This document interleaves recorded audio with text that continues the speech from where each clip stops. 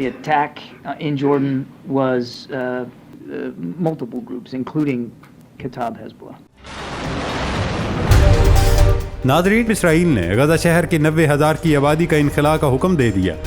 شمالی غزہ کے رہائشی قحط کے دہانے پر پہنچ گئے ہیں اور جانوروں کو کھلانے والا اناج کھانے پر مجبور ہیں. صہیونی فوج کی جانب سے الناصر اور العمل اسپتال کا محاصرہ 10 روز سے جاری ہے. اسپتال کے احاطے میں فائرنگ اور ڈرون حملے بھی جاری ہے. آلودہ اسپتال پر بھی شیلنگ کی گئی.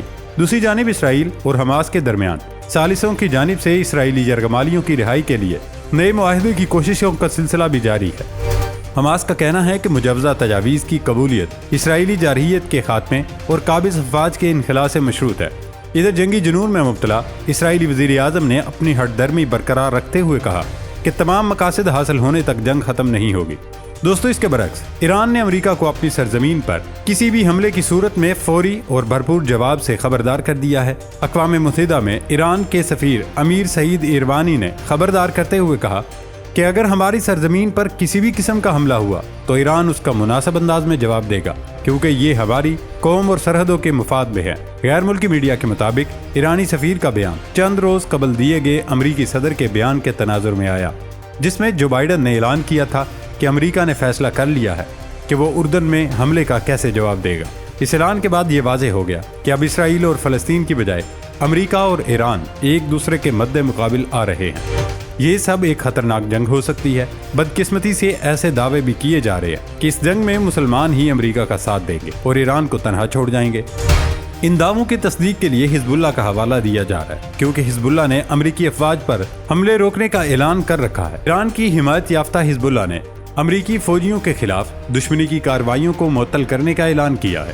یہ اعلان اس وقت آیا جب واشنگٹن ایک مہلک ڈرون حملے پر اپنے رد عمل پر غور کر رہا ہے، جس میں اس کے 3 فوجی مارے گئے تھے. پینٹاگون کا الزام ہے کہ 28 جنوری کو اردن میں ہونے والے حملے کے بعد مزید 3 حملے ہوئے ہیں. عراقی حزب اللہ کی جانب سے حملے روکنے کا مقصد عراقی حکومت کو سیاسی حل کے لیے مہلت فراہم کرنا ہے. یعنی حزب اللہ امریکہ کی پراکسی وار کا حصہ ہے اور ان کا ٹاسک دیا گیا تھا جو پورا ہو گیا. اب ان سے مزید کام لیا جائے گا. یہ کام مسلمانوں کے خلاف لیا جائے گا. تاہم آج تک ان دعووں کی تصدیق آزاد ذرائع سے نہیں ہو سکی. اب تک الزامات ہی عائد کیے جا رہے ہیں. کچھ مبصرین کا یہ بھی کہنا ہے کہ حزب اللہ شاید امریکہ کے خلاف بڑی جنگ کی تیاری کر رہا ہے، لیکن اب تک اس اعلان کا مقصد عالمی سطح پر کسی کو سمجھ نہیں آ رہا. ناظرین، اس جنگ میں افغانستان اور چین کا کردار بھی اہم ہوتا جا رہا ہے، کیونکہ چین اور افغانستان نے ہاتھ ملا لیے ہیں اور ایسا کہا جا رہا ہے کہ چین اور افغانستان ان تنظیموں سے مل کر امریکہ کے ساتھ جنگ چھیڑ سکتا ہے. چین نے افغانستان کا انتخاب اس لیے کیا ہے کہ گزشتہ کئی دہائیوں سے جاری جنگ میں افغان طالبان نے امریکی فوج کو شکست دے کر ملک سے بھگایا تھا، اور چین کو لگتا ہے کہ وہ افغان طالبان کو بطور مہرہ استعمال کرتے ہوئے امریکہ کے خلاف بڑا محاذ کھول سکتا ہے. یہ دعوے تب کیے گئے جب چین کے صدر شی جن پنگ نے ہمسایہ ملک افغانستان سمیت کئی ممالک کے سفیروں کی اسناد وصول کی، جو کسی بڑے ملک کی جانب سے عبوری طالبان حکومت کو پہلی بار باضابطہ طور پر تسلیم کرنے کے مترادف ہے. شی جن پنگ نے کیوبا، پاکستان، ایران اور 38 دیگر ممالک کے سفیروں کے ساتھ great hall of the people میں ایک رسمی تقریب میں طالبان کی جانب سے مقرر کردہ افغان سفیر اسد اللہ بلال کریمی کا خیر مقدم کیا. چین کی سرکاری خبر رساں ایجنسی شنہوا کے مطابق چینی صدر شی جن پنگ نے نئی سفیروں کو بتایا کہ چین ان کے ممالک کے ساتھ گہری دوستی اور باہمی فائدہ مند تعاون کے خواہاں ہیں. اس حوالے سے طالبان حکومت کا کہنا ہے کہ عوامی جمہوریہ چین کے صدر شی جن پنگ نے مولوی اسد اللہ بلال کریمی کی چین میں بطور افغان سفیر اسناد قبول کر لی ہیں. طالبان کے ترجمان ذبیح اللہ مجاہد نے منگل کے روز social media platform X پر اپنی پوسٹ میں کہا، چین وہ سمجھ گیا ہے جو باقی دنیا نہیں سمجھ سکی. ذبیح اللہ مجاہد نے روس، ایران اور دیگر ممالک سے درخواست کی ہے کہ وہ اسی طرح کے اقدامات اٹھائیں اور کابل کے ساتھ 2 طرفہ سفارتی تعلقات کو بہتر بنائیں. اس پر امریکی محکمہ خارجہ کے ترجمان میتھیو ملر کا کہنا ہے کہ آیا چین نے طالبان حکومت کو باضابطہ طور پر تسلیم کیا ہے یا نہیں، یہ چینی حکام کو واضح کرنا ہوگا، ورنہ حالات بگڑ سکتے ہیں. دوستو، یہ تو آپ بخوبی جانتے ہیں کہ بھارت ہمیشہ سے مسلمانوں کے خلاف محاذ آرائی کرتا آ رہا ہے، اور اس جنگ میں بھارت بھی امریکہ کا ساتھ دے رہا ہے. بھارت میں آباد یہودیوں کا ایک قبیلہ اسرائیل جا کر حماس سے لڑنے کے لیے بے تاب ہے. 5000 افراد مشتمل یہ قبیلہ شمالی مشرقی بھارت کی ریاستوں منی پورہ اور میزورم میں آباد ہے. یعنی اب بھارت حماس کے خلاف لڑنے کی تیاری کر چکا ہے، لیکن افسوس کہ مسلمان تنظیموں نے ہاتھ کھینچ لیے ہیں. दूसरी तरफ शुमाली कोरिया ने अमेरिका को टफ टाइम दे रखा है। जनूबी कोरिया के मगरबी साहिल पर अमेरिका का F-16 तैयारा गिरकर तबाह हो गया। खबर एजेंसी रॉयटर्स के मुताबिक जनूबी कोरिया में तैनात अमेरिकी फिजाइया के यूनिट ने बताया कि F-16 जनूबी कोरिया के जनूबी इलाके में वाक़ई समंदर में गिरकर तबाह हो गया, जबकि पायलट को बचा लिया गया है। रिपोर्ट में बताया गया जनूबी कोरिया में F-16 के गिरकर तबाह होने का ये 1 महीने के अंदर दूसरा वाक़या है। अमेरिकी फिजाइया के यूनिट ने बयान में कहा कि F-16 जंगी फैल्कन 8 फाइटर विंग में शामिल था और समंदर के ऊपर प्रवास के दौरान इमरजेंसी पेश आई और इसी दौरान गिरकर तबाह हो गया। ऐसा बताया जा रहा है कि शुमाली कोरिया अब भी अमेरिकी तैयारों का निशाना बना रहा है, ताहम अमेरिकी फौज उसे तकनीकी खराबी बता रही है। दूसरी तरफ BBC ने एक बड़ा इंकशाफ किया जिसका ताल्लुक उर्दन के ड्रोन हमलों से है। ये पहला मौका था जब मशरिक़ वुस्ता में अमेरिकी फौजी हलाक हुए। इसमें दिलचस्प बात यह है कि मलेशिया ग्रोह की जानिब से जिस फौजी अड्डे पर हमला किया गया वो अमेरिका और उर्दन दोनों की जानिब से खुफिया रखा गया था और हमला होने के बाद ही ये दुनिया की तवज्जो का मरकज बना। ये हमला शुमाल मशरकी उर्दन में एक ऐसे अमेरिकी फौजी अड्डे पर किया गया था जिसे टावर 22 कहा जाता है। ये शाम की सरहद के करीब वाक़ है। महकमा दिफा के एक अहलकार ने बताया कि दुश्मन ड्रोन इंतहाई नीची सतह पर सुस्त रफ्तार से परवाज कर रहा था और ये ऐन उस वक्त अड्डे की जानिब आया जब एक अमेरिकी ड्रोन मिशन के बाद अड्डे पर वापस आ रहा था। अहलकार के मुताबिक अमेरिकी ड्रोन की वापसी के पेश नज़र अड्डे में मौजूद एयर डिफेंस निज़ाम के ऑटोमेटिक फीचर्स बंद कर दिए गए थे ताकि ये कहीं अमेरिकी ड्रोन को न मार गिराएं।